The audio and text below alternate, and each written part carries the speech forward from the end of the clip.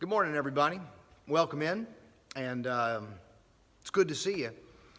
I appreciate you being a part of this second edition of our MCOC Matters video.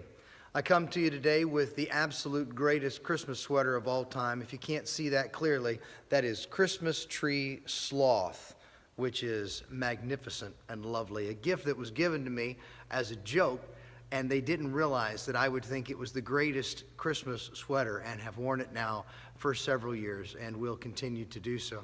I love this time of year. Christmas is such a fabulous time, and it's something so neat to know that we live in a country, a world that one time a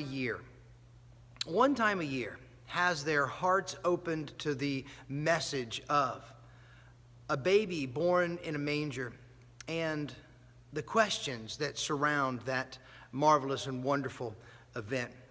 You know, I realize that not everybody shares the same traditions, and not everybody shares the same practices when it comes to the Christmas holidays.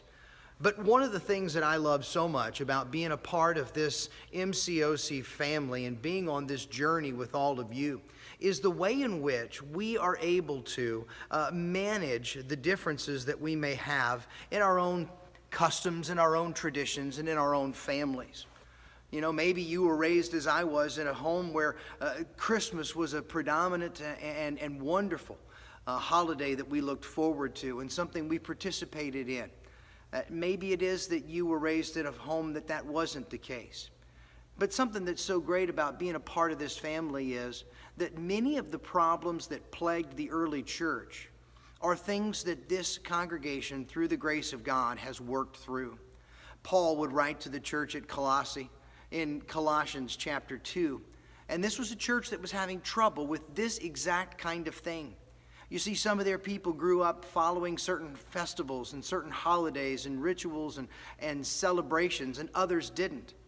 And there was this problem in the church where one group was saying, you can't continue to celebrate those, and another group was saying, we want to continue to celebrate those. And this rift was developing in the church, and it was causing all kinds of tension and problems and fighting. And Paul wrote to them and said, don't let anybody look down on you for your keeping of festivals. He was telling them, you settle this out. This isn't something that should be dividing the Lord's church.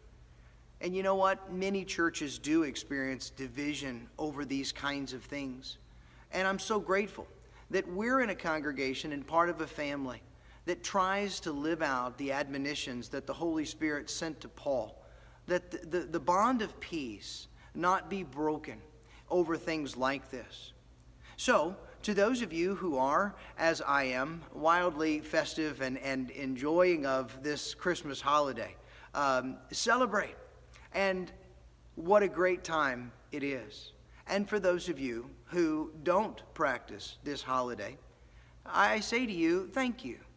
Thank you for being the loving people of God that recognize the admonitions like Paul's, that we should keep the bond of peace and not find disunity over things that shouldn't have any way of breaking apart the Lord's peace in the Lord's family. To all of you I say, have a wonderful day and a great Merry Christmas coming up.